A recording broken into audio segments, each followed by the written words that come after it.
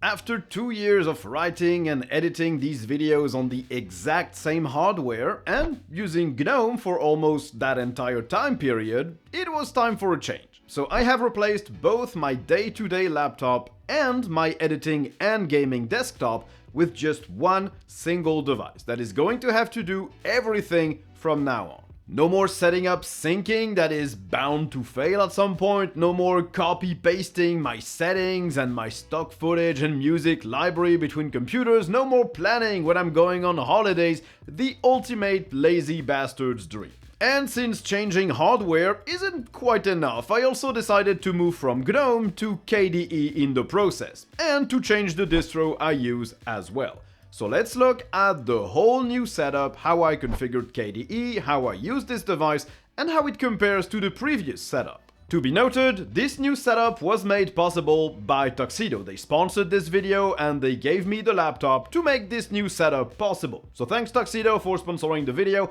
and for making my content creation process more efficient. Stick around if you want to learn more about them. So to begin with, here is what I was working with. First, a Slimbook Executive 16 laptop with an 11th Gen i7, 16 gigs of RAM, and an RTX 3050 Ti.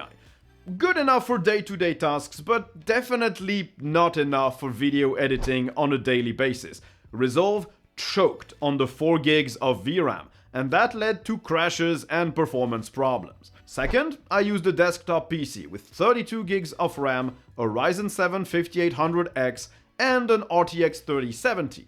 Definitely good for gaming and for editing, but also not all that good. Because video editing is taxing. When importing any clip recorded at higher than 1080p, I got some bad stuttering while Resolve tried to render thumbnails. And even after that, switching from one clip to the other in the preview, it wasn't fast. And every time I wanted to edit videos outside, or fix a small issue in a video, or go on holiday, I had to copy my entire clips, sound effects, music, and more from the desktop to the laptop, and recreate all my Resolve settings, because for some reason even copying the entire Resolve settings folder didn't bring everything over. And no, unfortunately, I could not sync all of this using Nextcloud because it's upwards of 300 gigs of data and material, so it's just not an option for me. And also, I wanted something faster for video editing, because having constant stutters and multiple second-long pauses when you're trying to preview something is a big annoyance. Which takes me to the new setup, this one laptop. It's the Tuxedo Infinitybook Pro 16, and it's basically the same form factor as my previous Executive 16, but in black and with a lot more power under the hood. So when I'm writing scripts and doing some thankless administrative tasks, hey, taxes and invoicing aren't my favorite, okay? When I have to do these things, I can do that wherever I want. And when I want to edit a video, I can also either do it anywhere in my flat or outside, or I can do it plugged in at my desk with all the nice comfort of an ultra-wide display, a Bluetooth mouse, a solid keyboard, and also getting access to my mic, my webcam, and some external hard drives. Basically, I can edit the A-roll, what I'm currently recording face-to-face with the camera, from my local cafe, from my sunroom, from my couch, and once I'm done, I can move back to the office, plug into my whole setup with just a few cables, and get started. All my library of effects, of stock footage, of musics and transitions and Resolve settings are in the same place, always accessible, no copy-pasting needed, and the minute I need to go somewhere else on holiday or for the weekend, I have my editing station ready at all times and I'm able to work. Now, to be noted, this InfinityBook Pro 16 is not necessarily meant to be a desktop replacement. It's a thin and light, it's meant to strike a balance between power and portability, and it does fulfill the desktop replacement role perfectly for me. But if you want a really beefy system that will hold even more performance for longer periods of time, you probably should turn your attention to other products from Tuxedo. The Stellaris range is one I reviewed extensively on the channel, with the 15, 16 and 17-inch models. I left links to these videos in the description. As a matter of fact, my girlfriend uses a Stellaris 15 for most of her tasks and for playing the Batman Arkham games. Tuxedo also have the Polaris and Gemini lines to fill different needs for more CPU intensive tasks or for more power efficiency. You can check these out on Tuxedo's website, for which there's obviously a link in the description.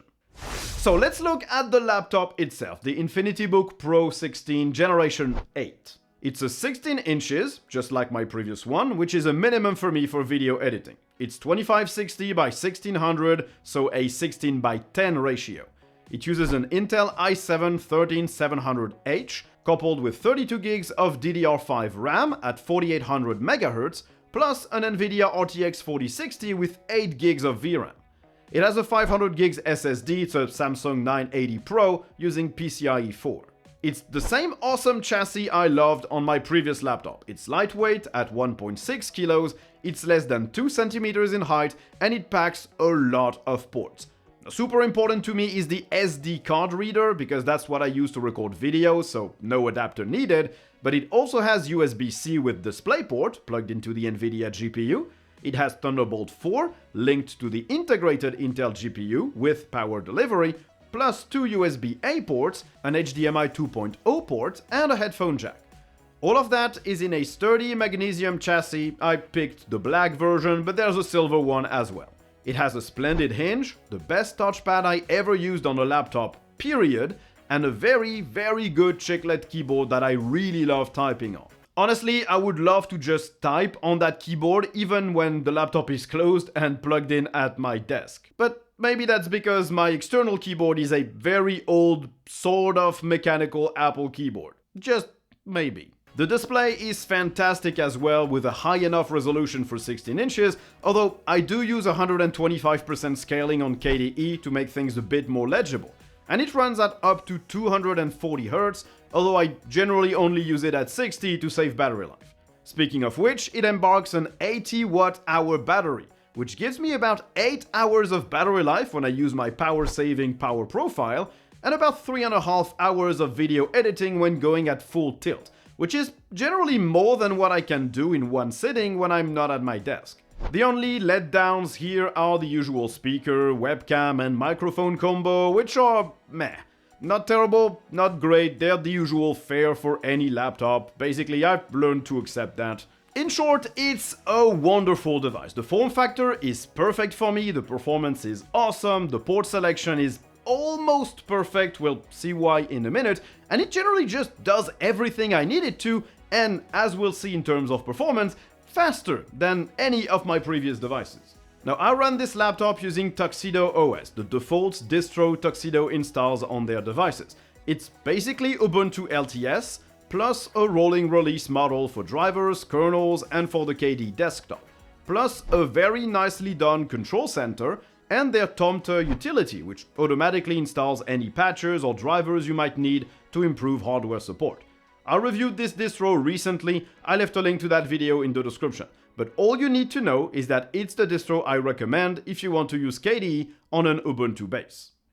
So, the first way I use this laptop is as a laptop. Insane, I know. In this mode, I applied a few tweaks and configurations. The first one is creating a suitable power profile. I used the Tuxedo Control Center, which is pre-installed in the OS, to create a profile named Scripting.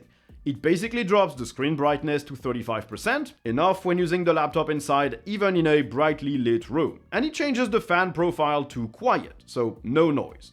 I also tweaked the CPU in this mode, limiting it to 4 logical cores and limiting the clock speed to 1.4 GHz. It might seem low, but it's the sweet spot for what I do. Writing scripts and researching things online isn't very taxing, and these settings are the ones that gave me good performance, where I don't notice any stutters and where I get excellent battery life. Using this profile, I'll lose about 12% of battery life per hour, which means that the laptop lasts for about 8.5 hours of full real-life work. And that's in hybrid graphics mode. The dedicated GPU is still available if I need it. I created a KDE activity for this mode, called Laptop, in which I have a nice colorful wallpaper and the widgets I need when I'm writing scripts. The first one is the weather, as it lets me plan my day and see if I should do what I have to do outside right now or later down the week. The second one is a sticky note widget where I can jot down a few ideas and things as I'm working on something else, before adding them back to my to-do list app or another script. I also have a disk usage monitor so I can see if I need to offload some old footage to my external hard drives before I start a new project. The last widget is a tracker for my Nextcloud instance and my podcast, just showing me if they're currently working alright. They refresh every 3 minutes and they check for an HTTP 200 code to see if the page they host is actually accessible. I had a few instances in which the podcast website went down, so instead of waiting for someone to call me out on this on Mastodon, I thought I would just add that to my screen and be alerted in almost real time. I use touchpad gestures to navigate with a 4 fingers down swipe to open the present Windows effect. I wish I could remap these gestures to 3 fingers up instead and make that open the overview with virtual desktops and KRunner integrated. I have 2 virtual desktops on this activity that I can switch to and from using some swipes on the touchpad, because yes, I do use Wayland on this device with an Nvidia GPU. So I guess we could look at the issues I had with that. I used Wayland on GNOME on both my laptop and my desktop, both with Nvidia GPUs and in hybrid graphics mode on the laptop, and I can safely say the experience was perfect. Not so on KDE. Which might be why Tuxedo OS moved to X11 as the default. But I don't like using the defaults and I want my damn touchpad gestures, so I switched to Wayland. So the Wayland session on KDE isn't bad, but it also has a bunch of issues. First, it crashes. I don't have a recording of it, but I encountered a bunch of Kwin crashes that took down all the open apps with it. Not good. Second, some apps aren't linked to their task manager entry properly. Stuff like GIMP or QO Notes open in a new icon, and sometimes that icon is just a Wayland icon and not the app itself. It's not a big deal, but it's not great. I could fix that by adding custom app properties in the KDE settings, but I really should not have to do that. Windows also remember their sizes and positions weirdly. They will remember their last size and position, but apparently not for each specific display, which means when I unplug my laptop from my monitor, my web browser generally floats somewhere in the top part of the screen, and it is simply huge. Now, at least the crashes have virtually disappeared since the KDE 5.27.8 update on Tuxedo OS, but the other issues can be a bit annoying. It's not a deal breaker, but it's definitely not as smooth as the Wayland session in GNOME. Which leads me to my editing setup. For this, I created another power profile in Tuxedo Control Center called Editing. This one basically cranks everything up to the max. The CPU cores, the max clock speeds, the display brightness, everything. And the fan profile is set to cool, so it is allowed to make some noise to keep things running smoothly. This profile automatically triggers when the laptop is charging, otherwise it goes back to the scripting profile. So I can use that profile to edit on the go, but I also tend to use it at my desk. At that point, I connect 2 cables to the laptop, a USB-C one and a headphone jack. Now, the ideal setup for me would have been to just use the one USB-C cable going out of my display. This would charge the laptop, carry the signal for every USB device plugged into my monitor, carry the DisplayPort signal and the audio signal. And it works! Except the Thunderbolt port is hardwired to the Intel GPU, which means that while the Nvidia GPU can run applications like games or Resolve, it has to pass the generated frames to the Intel GPU to display them. And so the bandwidth just isn't good enough for that, so FPS is generally around 30.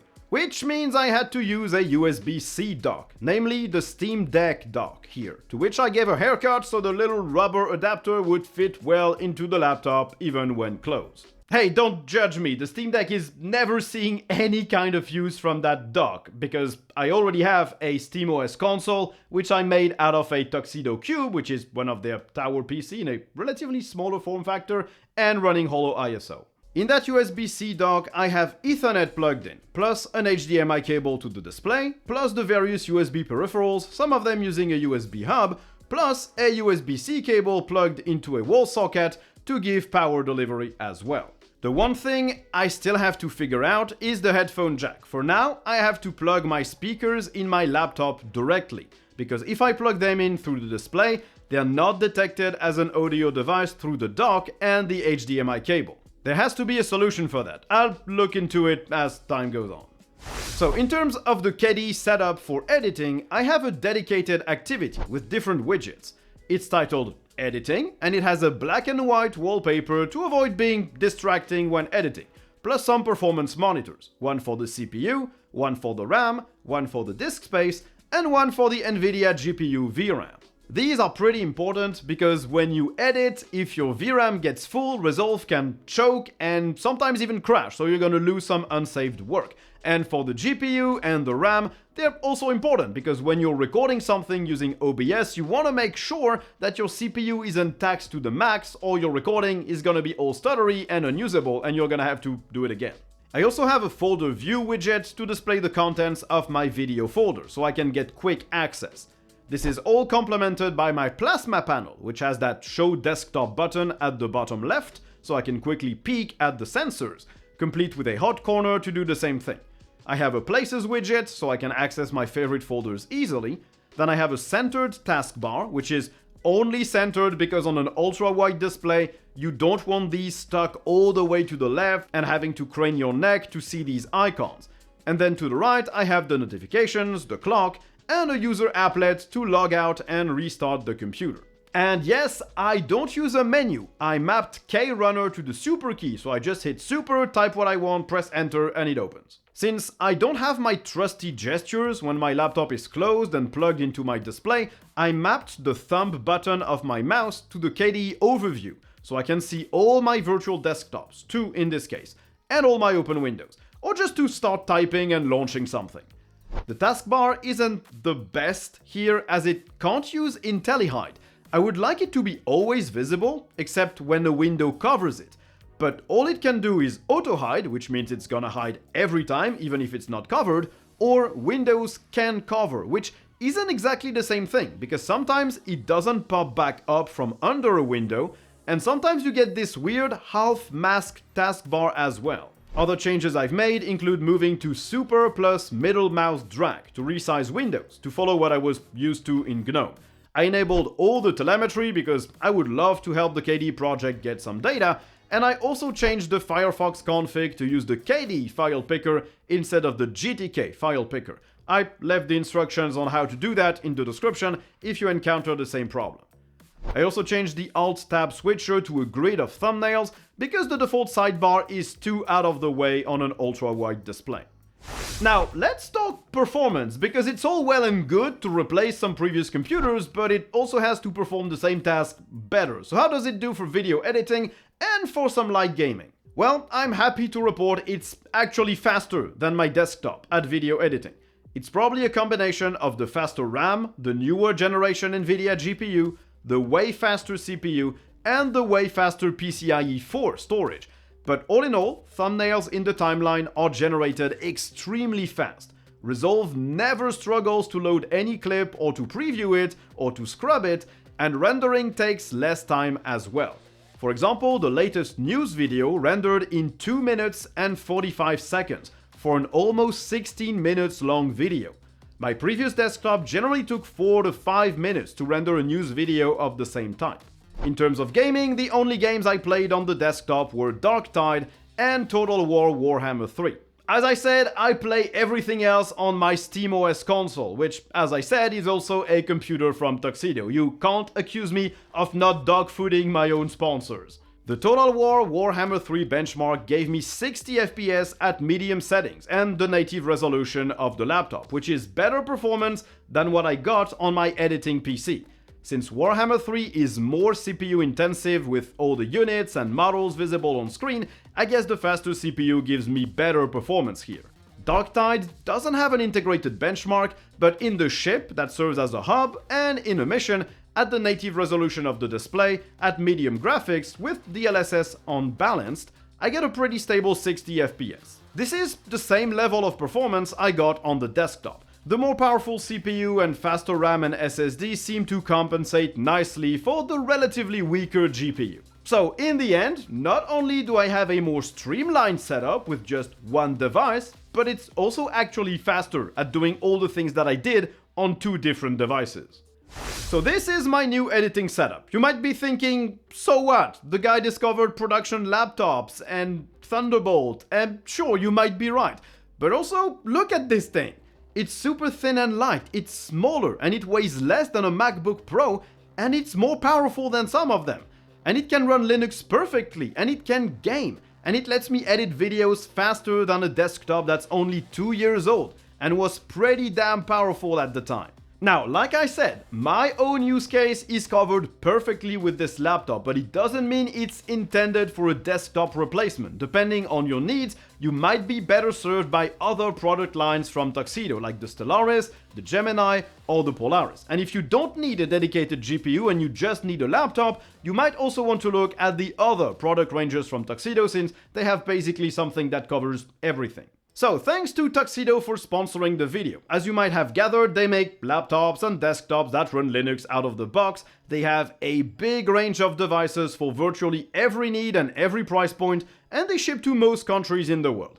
All the laptops, like the one I use now, can be opened, repaired, and upgraded, and you have a lot of customization options. All my day-to-day computers are from Tuxedo now, my SteamOS console and my one single laptop setup, the InfinityBook Pro 16 Generation 8. So check the link in the description of the video if you want to learn more or if you want to find your next computer. And in the meantime, thank you all for watching the video. I hope you enjoyed it. If you did, you can always like, subscribe, click the notification bell, write a comment. If you didn't like the video, there's always that thumbs down button and a comment section as well. And if you really enjoy the channel, you can support it with all the links in the description of the video. So thanks for watching, and I guess you'll see me in the next one. Bye!